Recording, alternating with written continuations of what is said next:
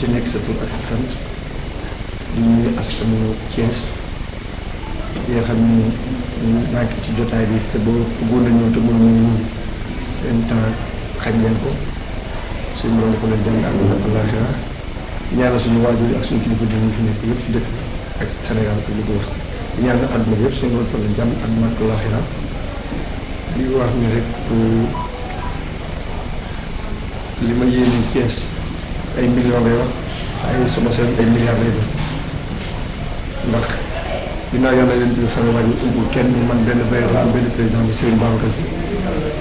Serigne Babacar Sy au-delà des millions te yaakaar am naa yi nga xam ne sonn nañ ko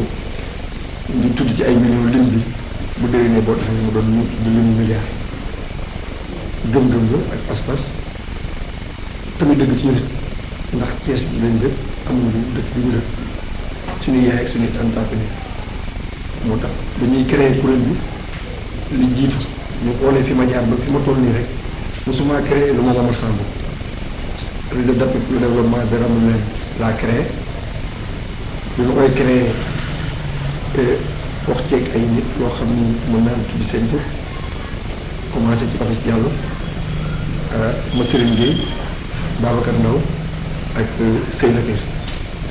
suñu borom dimbali ma ñun bu jëmma ci liggéey boobu ba tey presque local bi ñëpp xam yàlla dimbali ñoo may góorgóorlu ba réseau d'appui pour le développement dara mu leen ci laa ubbi ak ñoom sama sœur yi Aïcha Aw coordinatrice bi madame Guèye ñun ñëpp ku nekk teg sa loxo nga xool ran leen bi ma dëkk mu nekk 18 couloir bu ne ñu créé fa benn statut tuddee ko réseau d'appui pour le développement de 7 couloirs maanaam mbedd mi ñu ngi ko tuddee Serigne Fall beneen mbedd mi ñu tuddee Serigne Babacar ci ginnaaw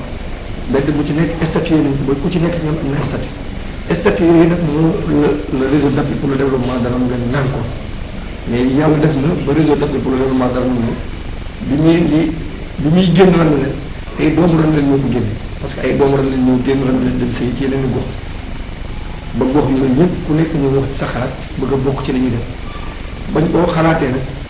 ñu créé beneen statut tuddee ko réseau d'appui pour le développement de la région de Thiès parce que mënoon nañu ko tuddee réseau d'appui pour le développement de la commune de Thiès mais quand on parle de Thiès on parle de la région et vu que nous on a des relations dans les autres communes ñu daal di ko tuddee réseau d'appui pour le développement de la région de Thiès pour un début ñu ne koy politiquer koy def nii ma bàyyi rek te xam li ma nekk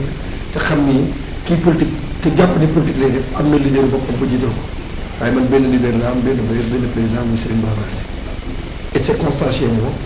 amul benn responsable politique wala leader bu ñemee taxaw ci Sénégal ak ministre ñi ko nangam nekk dama jàpp te ko nii par contre ñoom ñi fa laay dimbali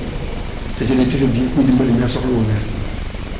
kon yàlla def ñu réseau d'appui boobu ñu créé ñu ëmb Thiès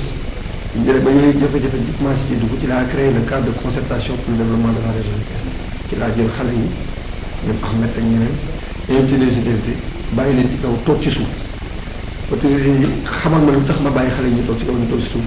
man leen parce que ñoom bu ñu wax def ko te ñun lu ñu wax ñu rek dañ leen ko déglu xëy na ñoom dañuy wax dina doon njëriñ tey ci ñun yàlla def xale yooyu tey ñoo nekk ci arène politique bi muy le cadre de concertation pour le développement de la région de Thiès la dimbali nañu ba loolu màggat ñu gis ni acteur de développement social day soxla des avis favorables te pour avoir des avis favorables il faut que nga bokk ci ñi nga xam ne ñoo joxe des décisions à un moment donné si la nga dimbali ma ànd ak le président Thierno Alassane Sall nekk conseil municipal aujourd'hui ñu jàpp ni li may def pour Thiès waay gën koo jëriñoo nañ ci boole Thiès waay li ñu moom pour mën ko renforcer ñu créer pour bañ a vexer personne au sein du LADA muy le réseau d'appui pour le développement de la région de Thiès ñi xam ni la composition c'est de différentes parties ku ne am na koo jógee ñëw jàpp ci ba daal di teg loolu créer un mouvement qui s'appelle Thiès suñu moo leen je pense que ni ku xool sama jaar-jaar fi ma commencé ba fi ma taxaw du leen lu ma créé mu nekk individuellement la rentabilité appartient à la population Thiès moo tax su may wax pour nit dégg ma day xaw a jafe man xooluma sama njëriñ mais njëriñu gox bi lay xool bu Thiès baaxee ñëpp am man am na parce que ñi ngay jox boo fexee ba laajatuñ la am na dara te loolu la ñuy jéem ci góorgóorlu ak jigéen ñi séqal ak radaar bàyyi ñu benn fay ñun Sega ñun Yomba ku nekk yaa ngi def li nga mën mu notre frère Armand Diouf keneen ak keneen kenn bàyyiwul ñàkk ni ci liggéey day am fay mais gëm-gëm bi ñu am ñun suñu liggéey mooy li ñu gëm mooy ki ñuy yàqal mooy ki ñuy àndal parce que ki ñu xamul mënu ñu yàq te loolu mooy li gën a garaaw ci Sénégal mooy ni ngay ànd doo xam ku lay yàqal il est en face de toi sa tànk boo yëkkati bu teg bi des te moom mooy wàq moom mooy suuf dañuy sant suñu borom ba mu ñu delloosee ñu mën a bañ a xool suñu ginnaaw ay xool suñu kanam rawatina nag lii nga xamante ni moo nekk sama kanam ndax man jëliwuma leen man li ma jëli muy sama kanam muy Serigne Babacar loolu laa gëm parce que fu ma jëm foofu la fii Serigne Babacar nekk rek laa jëm muy dëgg ak dimbali askan bi te yàlla tax ku mu neex nag si këm nul n'est parfait mais la foi que j'ai pour cette ville la foi que j'ai pour cette région la foi que j'ai pour le Sénégal aw ma ci dimanche donc jigéen ñi jàppale leen dafa ci ñaar rek mën naa sax di jiitu te muy dëgg te suñu borom wax ko képp ku teral jigéen ma teral kooku suñu borom moo ko teel a pàqal boppam teg ko maanaam kon ñun ñi góor ñi ku ci koo xam ne bëgg nga teraanga àdduna rek mën ngaa teral jigéen te bu waxtu bi njëkkee bu suuf seddee bi ñëpp tëddee nga jàkkaarloog suñu borom laaj ko li nga moom parce que moom moo ko santaane te du ñàkk toujours nga gis ñu muy dal te dañ koy wax rawatina nag jigéen ñi nga wax jigéen ñi jàppale leen dafa jot comme d'habitude li ma koy waxee 4h47 du matin souvent laay yeewu di dem Tivaouane di jëm di fajar su ma génnee dem Tivaouane di jëm di fajar de mairie à Médina Fall de mairie à Diabsat wala Rangoulène bi ma dëkk sax laa yàq ba Diabsat tu vois que ni soo tasee 2000 wala 1000 personnes les 995 ay jigéen la ku ci nekk si wala yor paan bal wala saak di dox di dem di xaar oto bu ko def mu dem daani doole te kam yi daaneel doole ma nga toll ni man am kàttan tëdd ci lal bi di xaar yaayam dem marché rey boppam pour indi ko lu mu nekkee wala lu mu añee xam nga kooku risque yi mu jël dafa bëri fajar gi mu jóg di dem ci lëndëm si mu jëm lu ne mën ko cee def moo tax jigéen suñu borom rek koy sax souvent da nga leen sax dañ ko def tali agressé wala affaire dëgg la natt bu dikkee kenn mën ci dara bu ci bakkan desee day fekk mu nekk waxtu bay métti waaye man du ma gëm ni nit dëgg te muy dëgg nga téye jigéen ju yor saako wala siwo di daal di doole mu yaakaar ci moom ñaar téeméer wala ñetti téeméer agressé day fekk rek mu koy def tàggoog sagom wala di egg ànd ak xelam mais nit ku ñu si dëgg mun naa wut leneen lu ñu kat jigéen bi yow fajar daal di doole mu leer na ni ku ko ci defee jamono ji soppeeku na ndax man li di wax yow su ma fàttaliku en 82 bi may jàng su ma xëyee sama yaay moo daan defar sexew def ci meew sama papa indi mburu bu déggee jàkk ji ñu ndékki mais actuellement parents yi ku ciy jënd ci fay ci ñibbi kër kenn du ci ñibbi kër lu tax ndax ñoo ko mburu bu di yóbbu seen jamono jigéen ñi ku ci yeewoo fajar boo demoon marché jël nga bale commencé bale ëtt bi balaa xale yi yeewu nga dem ci mbedd mi commencé bale ba keroog sa doom yi dina rom nag naan yaay maa ngi jàngi ngeen ko boo génn récréation mo ñu ndékki nga demati marché ci marché yi fii ñuy wax Karbala boo ko duggee tey fajar dama naan déedéet ña fay nekk di jaay ñëpp ay jigéen lañu seen yére lañu jaay pour lu ñu génn bu seen yoon baax na ku dimbaliwu jigéen kat ngay dimbali li ma la wax nii bën góor ko daj donte du coono mais jaay na bu borom parce que jël sa armoire ubbi sa yére boo bëgg dem jaay ko pour jox sa njaboot di lekk kooku diis na trop ci biir ku ko xamul nag mu ne mën na ko traité waaye nit ku ne moo xam ko bi toll waaye suñu borom dañ dimbali ni ma sama maam daan wax naan ñu da ngeen di tabax ay étage dañ ko tabax pour yër mais ñun Sénégal dañuy balaa ñoo am man étage bi maa ko dàqale kii maa ko dàq étage ma ne ko maam daan wax loolu mu ne ma boo yéegee ci kaw ba tiim kër yëpp di nga xam ku teg ak ku tegul ay boobaa suñu borom dina la mën a dimbali ba li nga xamante ne am na ko dañ ko mën a yónnee ci kër yi nga xamante ne taal ñu añ boobaa ñu mën a añ léegi rawati xale yi jamono ji ñu toll da gis ñaari xale yi wàcc ànd ji ba ñett ñu dem ba kër soxna Aïcha doomu Aïcha egg si dugg teg saagam ñu toog ci buntu kër gi di xaar mu génn ñu toog soxna Aïcha bu génne ne ko ah Pape kaay añ sa papa yow lay xaar woowu Pape loolu te man leer na ma ne sama yaay bu tegoon ci dama toog ci buntu kër mais kon sama yaay tegu ci je suis obligé ma toog léegi les circonstances là que j'ai vécu moo tax ma am fitu investir sur les femmes investir sur les femmes c'est investir sur les hommes jigéen ñi bi ñu tekkee rek boo ñu tekki parce que amul benn jigéen bu bëgg borom këram xëy du sangu parce que jigéen ñoom seen boo génn mun la taxawal ma diwul jigéen nag bu dem mooy diw borom këram mën na ko jox rek war kon ñun ñoo war a fexe jigéen ñi di am dara man sama combat yamul ci li ngeen gis tey j'ai toujours dit à haute voix que su ma sañoon yàlla dimbali ma que nos mères wala nos élus soient des femmes parce que am nañu solidarité seen biir mën nañu jàppalante dëgg la jigéen dafa tuuti ndax loo ko def mu gis boppam waaye nag bëgg nañu kër bëgg kër weesu xëy dem marché xëy bale xëy fobere xëy tomb daal di joxe jigéen di nangu loolu rek jàmbaar la li ci des rek dañ koy muñaat te xam ne ay si voilà bi àdduna bi moo di mel loolu tax léegi on est au nombre de 312 groupements de femmes pour un début on a pris les 10% du groupement par rapport 300 personnes on devait même prendre 304 bien 305 mais là on est à 300 personnes dans les 3 communes chaque commune jël nañ ko 100 personnes mais c'est pour un projet collectif c'est pas un projet individuel li tax ñu def ko un projet collectif c'est pour avoir la vue de notre projet parce que lu mën di xew rek ñoo bokk li ñuy def ñii bu ñu nekkee ci njaayam jën ñii ngi jaayam dëgg ñii ngi jaayam fukki jaay ñii ngi jaayam dara moi je me suis dit que tey jaay 10 jaaykatu jën yi nekk marché central di jaay jën di jënd kees 65 000 wala ñaari kees 130 000 ñëw 10 day nekk 1 million 300 oto bi day jóge Kayar Joal ñëw fekk leen ci kees jaayee leen ko base ñu jëlee ko base transporté ko indi ko marché central bi ñu ñëwee marché central jàll ko fa commencé jaay le soir ñu dem Versailles ma ne man am naa solution au lieu ñu jël 1 million 300 bi dem baal nañ dem ba Joal créer benn pôle de 10 personnes am ko ko jiite ñu jël 1 million 300 yi jox ko moom ki war accompagner mu dem fa bu mbir mi di jógee mu dem taxaw foofu jënd ko fa li tax ma wax loolu mooy que ni vu le projet ak les moyens qu'on a pour seen projet moom moo la ko permettre parce que bu fekkoon dama ne ku ci nekk ñëwoon nga indi li nga yor xëy na ku ci nekk da mën a indi li nga yor mais fexe naa ba ñoom 10 yooyu may boole ku ci amoon 200 000 sa 200 000 du mu intéressé mais 100 000 bi ngay bokk ak sa morom ak 100 000 bi des mooy nekk à égaux ba kenn du ëppale sa morom dara je pense que ni loolu lu am solo moo tax vraiment suñu je peux bu nekkoon fii tey di wax dans le fond du projet on peut passer la nuit mais li ëpp solo ci li ñuy def rek mooy c'est le projet c'est un projet collectif projet boo xamante ni la rentabilité du projet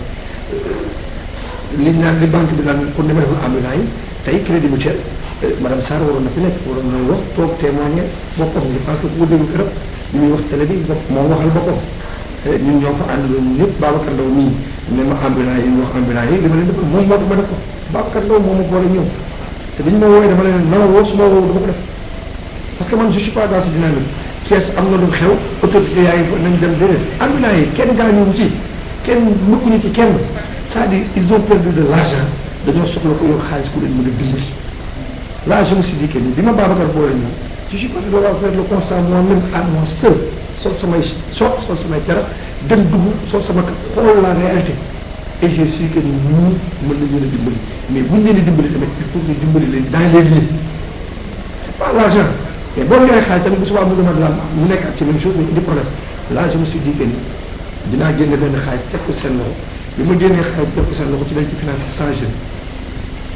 on avait prévu de payer en 1 an ils ont payé en 4 mois et la méthode de travail bi crédit mutuel def ba mu mën a recouvrir xaalis bi man c'est ma personne parce que man maa nga xamal ni mën nañu verser journal parce que man li may wax mooy Sénégal ñun on a tout li ñu manqué ñu suñu biir il faut que ñu nangu ñeneen mën ko def jaxolante parce que tubaab ba ñuy xaar mu indi ñu fii xaalis wala bailleur bi ñuy xaar te dëkku Sénégal mu indi ñu xaalis li muy indi daf ñu koy jox lebal ñu ko toog seetaan yi ñu jàngale ñu wute souvent moo xool ne lu tax ngeen Sénégal dafa am ay nooy demee 2000 milliards wala 3000 milliards pour un pays ñu war a liggéey pays yi am ay revenu année bi jeex nga amaat ay moom maanaam kon y a di louche y a di louche parce que xaalis bi ngay di ci liggéey dafa war a dellu si waat boo ñuy wax jigéen ñi fay moo gën a garaaw sur nos élus pourquoi élus yi am problème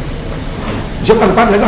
je parle de nos élus parce que l'État n'a pas de problème l'État c'est la population ñun ñii ñëpp 2000 milliards wala 3 milliards yi ñu def FMI wala fenn kenn gisu ko ci ba koy fay bu doon ñu leen ko jox bu fay jotee li mu joxoon xaalis sax mais ñëwu ci ñun léegi ñi ko jël ils n'ont qu'à payer ko kase xam nga man li ma d'accord la loi est là pour tout personne n'est au-dessus de la loi li Sénégalais yi moom te nga jàpp ne moom parce que fii ku ci nekk ñun xam nañu 20 ans ci ginnaaw nga toll ku ci nekk ñun xam nga ni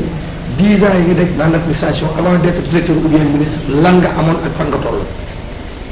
mais nag en 2 ans tu te fais milliardaire c'est possible parce que dafa am liggéey yoo xamante ni tu peux être milliardaire en moins d'1 an. dans le secteur privé il y a des privés qui ont été élus par les élus léegi seen yoon newu ci ay parce que am na ci lu ñu ñëwoon avant ñuy dugg ci gouvernement mais bu fekkee nga ñëwoon avant ñu dugg ci gouvernement dañ ko amoon teg ko ñu wëlbatiku dugal ci gouvernement ëllëg problème am ñu bëgg leen a toppee loo xamante ni amoon nañ ko démb ça cause problème am na ñu xam ne suñu borom kanaan na leen démb tey doo ko dikk. léegi yow. donc jafe-jafe yi mën nañ ci génn bu gaaw c'est particulièrement à Thiès moi je dis à Thiès jox naa leen 4 projets et je demande tout juste les avis favorables pour l'exécution de ces projets bëgguma élu yi jox ñu xaalis ñun l'État quand je parle de l'État c'est la population ñun la population thiessoise qui fait partie de l'État du Sénégal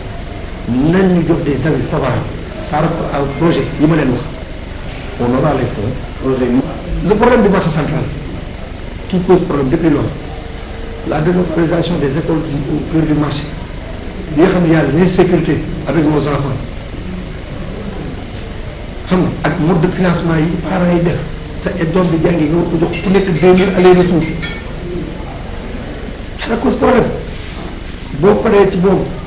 ñu décentraliser ko dans les 3 communes commune bu ci nekk ma defal la benn école benn primaire benn CM benn primaire ak benn franco-arabe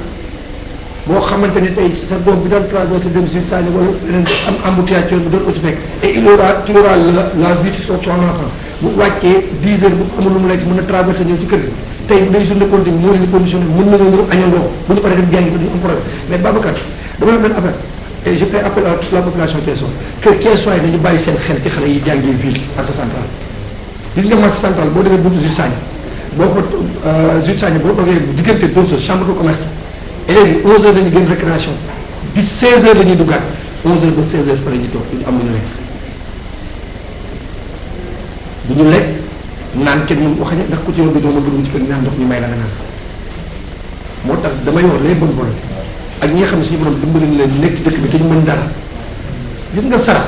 da nga ko jox ko yelloo mais am na ñoo xam ne bu ñuy saraxe wala bu ñuy jëf c'est pour montrer aux gens que ñu ngi saraxe ñu ngi jëf waaye ki ñu koy jëfal dina ko gis waaye ki tax nga koy def du ko gis ça me dit rien de le dire c'est parce que dama li wax ni indication la boulangerie bi nekk en face Iba Katiba bi Mamadou Diop moom soo demee ci boulangerie boobu ñu ci defar ay gâteau madeleine yoo xamante ni booli bi 30 000 lay jar tey benn booli boobu wala ñaari booli yi ngay jël soo demee buntu Jules Sagna élève bu ne bu jëlee 4 je pense que ni réglé seen problème seen bilan récréation et ça pour rien te boo ko deful ci ñoom 60 000 boobu di nga jëm def ko foo xamante ni yow xam nga ni consciemment yaa ngi bàyyi loo xam nga ko def. non excuse-moi boo bi ma pour dire rek par rapport beneen projet bi nga xamante ni ça va directement à l'emploi de la des jeunes. ñaari li projet yi laay wax li muy projet boobu di lijjanti muy le bassin de rotation de Kissa qui est à pratiquement 9 kilomètres de Thiès qui a réserve bassin boobu sous réserve de 1800 mètres cubes d'eau la nekk derrière cette réserve il y a plus de 20 000 et quelques hectares ba bind ci bassin boobu nee na leen ci créer un projet agroforestier à qui on peut créer 15 000 emplois 15 000 emplois et sur ces 15 000 emplois ñi ma njëkk a ciblé mooy les jakartaman 6 000 pour les Jakartaman. 6 000 pour les Jakartaman, mais moins 3 000 nous les titres. Les 3 000 Jakartaman, sur l'indélé, nous sommes délégués. Moi, je vais vous dire, je vais vous dire, damay dem Europe parce que euro laa bëgg damay dem Amérique parce que dollar laa bëgg nit soo ko bëggee moom da nga koy fekk ci li mu bëgg nañu créer projet boobu avec nos élus avec les élus locaux ñu waxtaan ak ñoom tel que le maire Aliou Sarr qui est le maire de notre Diobass ak kii moom mi nga xam ne tey mënoo def foofu loolu 100% demandé son programme ñu waxtaan ci ak moom suñ ko defee tey nga téye 3000 personnes Jakartaman yooyu tey nga yóbbu leen ñu ne si c'est mon projet, je paye 200 000 francs. 200 000 francs, c'est 200 000 francs, c'est pratiquement, comment dire encore, 300 euros. 300 euros là, il paye. Sur les 300 euros par personne, c'est 195 000 francs par personne pour les ouvriers. Premier salaire, moi, commence à 195 000. Tu payes un euro. Tu dis que 3 000 jeunes. Fin de mois, nous avons 300 euros sur une enveloppe, mais nous, on n'est pas pour. Tout le monde, sur l'entreprise, et euro, parce que euro, il faut Europe. Euro, moi, je vais payer Europe. Déjà, on a euro parce que euro, il y a beaucoup de ni CFA, de Bénédicte, non, l'euro, du Sénégal. Ni ñu mën a valoriser suñu alal noonu la ñu war a mën a valoriser alalu jàmm Sénégal ak moo ne bu mu mënti am du tee euro du tee dollar du tee alal Guinée du beneen alal bu dul alal beneen dëkk dafay ñëw parce que monnaie échange day am dans chaque pays.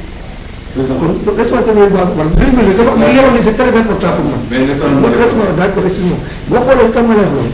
c'est tout juste gis nga sa projet là yemul ci à l'emploi mais day relever l'inondation à Thiès. Mais qu'est-ce que canalisation on l'a prévu en 2000 lors des chantiers de 2000 44 mais ça du dara mais je dis que ndoxu Thiès mu ngi jóge Thiéw jaar Kisane bu jógee Kisane day ñëw Sange waaw bu duggee Sange ci lay jaar Mombay dem Kër Baara Pël dugg Kër Baara Kéré génn Kër Baara Pël daal di dugg Kër Massamba Gueye bu dee Kër Massamba Gueye parcelle lay jaar directement hôpital régional wu ci lu tax parce que bassin bi en 2009 la fees kenn mosu fa exploité ndox mi dafa exploité si on arrive à réussir ce projet de l'agroforestier dans ce site kon ndox moomu di ñëw Thiès dootu fi ñëw parce que boo ñëwee dañu am ci bassin bi et temps bi duñu ko may sax muy jàll parce que saa yi bu ñëwee dañu ko utiliser nga gis Thiès commencé inondé ñu ne Thiès day inondé Thiès ndox mi lii Thiès yaa ko problème xam nga ne problème ñi fi dëkk te ñu fal leen te bañ leen fal ñu bëggoon ñu liggéey ci suñu njariñ ngan la ñu dimbali liggéey ci suñu njariñ ndax la ñun lañ moom mooy suñu doole suñu temps suñu xaalis parce que ñi fal ñëpp ku ñu am na lu mu indi bañ lay fal ñii dañu di xaalis ñii di seen doole ñii di seen temps kon man li may ñaan di ko wax ñoom les jeunes nañ delloo si seen xel te xam ni bis dina jot li ma wax waa ji keroog barki démb fi ministre bi toogoon ci gàmmu Tiwaawan ci wetu sëriñ bi ministre ba fa toogoon daaw mu nga saalam di ko seetaan naan fii maa fi toogoon daaw te moom mi fi toog rek dina toog bis ne fee maa fa toogoon da ngay fexe nag ba fa nga toogoon boo la tax la tax ñu teg loxo ba nga toog ko fexeel ba ba loolu jeexee nga mën faa toog te kenn loo ko xañ. je pense que ni tout récemment cérémonie bi mujjee def xëy na nga xam ne sama xarit la ñoo bokk ki ñu yaakaar muy Serigne Babacar te récemment les deux cérémonies dernières xëy na bi ngay ñëw mën fekk na mu génn wala par soir mais la ma waxoon laay wax ragal fekk lay xañ woon xëy barke Serigne Babacar si biir ragal bu dund amee dee am bu am ñu surtout ñu def néew na tàggoo c'est-à-dire dafa jot jël li ñu ma wax suñu Thiès ñu ñoo ko bokk dañoo soxla njariñ ci biir dëkk bi dañoo soxla ko dimbali suñuy rakk soxlaatu ko dimbali mag ñi ndax mag ñi mën am dara mais dañoo soxla ko dimbali seeni doom ba nga xamante ne incha allahu karim li ñu bëgg duñ ko am mais li ma la mën a wax ci gàttal man benn bëreet laa benn président laa am muy Serigne Babacar te bis bu jotee li ma la wax ni moom laa wax démb moom laa wax bëgg bi moom laay wax suba maag Serigne Babacar incha allahu karim bu neexee yàlla yonent bi buñ ci demee dinañ gis ni dama seen ñaar wax nga sax ñoo sox Babacar xamal ndax jigéen ñi mënuñu bëri ànd parce que jigéen ñi duñu bokk lu leen mais li ma ko solo ma koy wax mooy fi nga waxee nii parce que ci waxtaan rek la peut-être les questions yu bëri di génne que nos chefs religieux prend leur responsabilité au sein des localités parce que bu jafe-jafe amee ñoom la ñuy dem ñeen àllal loxo ne ñaan leen te bu sedd jotee duñ leen sedd fii daa ko waxee man je peux pas comprendre et accepter qu'on vote un budget pour les navétanes et mu ñu voté budget pour les magal et gàmmu extra et soit en bloc gàmmu gi jot na nañ def seen bi 100 000 wala 50 000 ñett d'accord ma ñun dafa am lu defar Sénégal daa am lu ko taaral te ñu ko taaral l'islam la nañ leen delloo seen cër mooy bu gàmmu jotee màggal jot xam nañ ni mënoo jox ñëpp mais fexeel dajale sëriñ si nekk Thiès te nekk ay murit war dem Touba nga wut gétt nag wut ndawal ceeb ak doole bu bëri jox leen ne leen ñoo ko def ci bisu Cheikh Amadou Bamba Khadimou Rassoul bu dee gàmmu ñëpp la même chose et je pense que loolu am solo la man loolu rek ay loolu lu may rapproché la non mais dëgg la lu muy def mais ay enveloppe mais quand soo demee ba am fitu taxaw di voter un budget pour les navétanes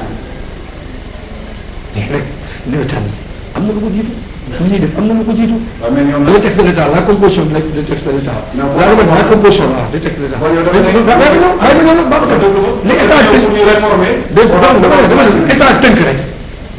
te mu arrangé ko ba koy sauvegarder les élus daal du ma sa état les élus lu ñu tënk te mu arrangé ne dañ koy téye lu ñu tënk te arrangé wu leen ñu dem assemblée di ñu ko léegi nan la ñu mën a waxee ne mbiru Serigne Touba wala mbiru El Hadj Malick arrangé wu ñoom ñëpp ci bopp yem maa ngi ñoom ñëpp ci bopp yem bu gàmmu jotee ñii dañuy dem Thiaw ñii dem Touba ñii dem Yoff ñii dem Cambérène ñii dem feneen ak feneen waaye nan la sëñ bi boo mënee voté dugal xaalis fi nga xamante ni yaa ngi xam risque yi fa ne xeex ba bu mën a am suba ñu koy xeex ngay dem di gis préfet di arrangé waaye fi ñuy waxee ashhadu an laa ilaaha illallah ashhadu anna Muhammad tam bàyyi na fi def ko dara. Merci beaucoup Merci Babacar. Merci beaucoup. Aïcha Aw, coordinatrice réseau d'art pour le développement de la région de Thiès. waaw ci question boobu damay wax ne radar vraiment mënal na boppam président wax na ko léegi bi radar juddoo 2014 ak 2025 yàgg na c'est pas une première muy financer jigéen ñi c'est pas une première muy defal jigéen ñi ay formation am na jigéen ñoo xam ne boo demee seen légati bu ñu leen demoon seeti bi nii seen légati am na plus de 500 000 am na plus de 5 millions du moins donc te président moo leen financé woon 100 000 en 2016 muy dem muy dund ba xaalis boobu di bëri donc c'est pas une première président di financé jigéen ñi wala muy bàyyi xel jigéen ñi ñun tamit li ñuy wax président lu tolloog 100 millions nga génn ko nga ne pour population Thiès xam nañ ne ci biir Thiès bi amul ku ñu di gën a jox cër amul ku ñu gën a jox bopp amul ku ñu gën a bàyyi xel te président Habib Kane parce que wax na ko léegi ci biir exposé am nee na jigéen ñi vraiment dañu sonn te dëggantaan dañu sonn mais nag comme que moom mi ngi ñuy bàyyi xel ñun dañ koy bàyyi xel rek moom mi ngi ñuy dimbali ñun dañ koy dimbali rek ñun benn ambition rek la ñu am président pour président muy ànd ak moom dem teg ko mairie fii mu ànd ak moom liggéey benn ambition rek la ñu am sur les 312 groupements yi adhéré bi waxe daal benn ambition rek la ñu am muy teg président Habib Kane maire de la ville de Thiès boobu ambition rek la ñu am amuñu beneen. Donc d'abord mes salutations donc à toutes et à tous ceux qui sont dans la salle. C'est Madame Gaye Mahi Diagne. Je suis spécialiste en marketing et communication. Je suis formatrice dans des institutions de formation privée au Sénégal. Femme développement, œuvrant dans un projet qui s'intitule Objectif Emploi. Donc aujourd'hui, nous saluons l'initiative de M. Habib Kane qui a voulu accompagner les femmes avec des crédits de plus de 90 millions. Donc qui sera l'objectif est d'accompagner les jeunes et les femmes. Parce que quand vous accompagnez une femme, vous l'accompagnez au changement dans sa vie, vous l'accompagnez au changement et vous lui rendez à ce qu'il soit autonome. Quand une femme est autonome, elle n'est plus exposée aux sujets qui sont très vulnérables. Donc nous saluons cette initiative et que nous disons aussi aux femmes qu'il ne faut pas avoir peur d'entreprendre. Aujourd'hui, nous sommes dans une situation où trouver un emploi est très difficile. Donc, il faut oser entreprendre. Oser entreprendre, c'est oser innover, c'est oser chercher des solutions à des problèmes qui sont au niveau régional comme qui sont au niveau national. Donc, j'invite les femmes à s'investir et à se montrer beaucoup plus entrepreneurs, à prendre des initiatives pour un lendemain meilleur. Elle ne doit pas décevoir parce que, je l'avais dit tantôt, lors de notre dernière session, on nous a financés, mais nous devons avoir le courage et la volonté de vouloir rembourser, parce que c'est ce qui fait l'avancement des projets. Si vous voyez qu'il y a un projet qui n'a pas pu avancer, c'est parce que il y a un moment où certains d'entre eux n'ont pas voulu contribuer. Donc pour l'avancée de ce projet, j'invite à toutes les femmes à rembourser donc, à leur date d'échéance pour une bonne continuité de ce projet. Parce que moi, pour les jeunes et les femmes avec qui je collabore, donc ils ont été formés à des techniques comme l'éducation financière, comme l'entrepreneuriat. Donc vraiment, dans notre structure, nous sommes vraiment très structurés. Donc les femmes et les jeunes avec qui nous sommes, donc ils ont compris donc qu'est-ce que c'est que l'éducation financière. En fait, nous ne sommes plus à 1900, nous sommes à l'an 2025. Donc les femmes doivent être au devant de toutes les scènes. Parce que non seulement nous sommes capables, mais aussi nous pouvons le faire. Aujourd'hui, à cet instant où nous sommes, on peut dire que les femmes font plus de 50% sur le développement de notre pays. Et récemment, j'ai eu à participer sur la conférence de l'emploi et l'employabilité. Et les statistiques nous ont démontré que dans cette touche-là, il y a des femmes, ni formation, ni emploi, qui constituent la majeure partie donc, de ce qui fait baisser notre économie. Et ça, c'est une question qui m'inquiète en tant que femme, et je lutte pour que les femmes puissent être autonomes. Maintenant, cette autonomisation-là, nous l'avons forgée chez les femmes, parce qu'auparavant, on leur finançait de l'argent et on leur laissait partir. Nous avons une nouvelle vision, et notre vision, ce n'est pas de les financer seulement, parce que l'accompagnement, c'est technique et c'est financier. Nous, notre objectif, c'est d'accompagner techniquement, par des formations, les inculquer des valeurs de citoyenneté, des valeurs de vivre ensemble, mais aussi des valeurs à devenir des leaders. C'est pour cela qu'on leur inculque des notions de leadership, de développement personnel. Vous savez, la plupart des femmes ne savent pas que lorsqu'on est dans une entreprise, on ne doit pas nous malmener, on ne doit pas nous poser des limites. Nous sommes femmes, mais nous sommes capables. Et je suis vraiment très fière de cette question. Parce que ça montre qu'aujourd'hui, dans cette salle, j'ai remarqué qu'il y a 2 femmes journalistes ou bien techniciens. Je ne sais pas si les techniciens ou pas. Et je vous en félicite parce qu'au moins, vous avez relevé le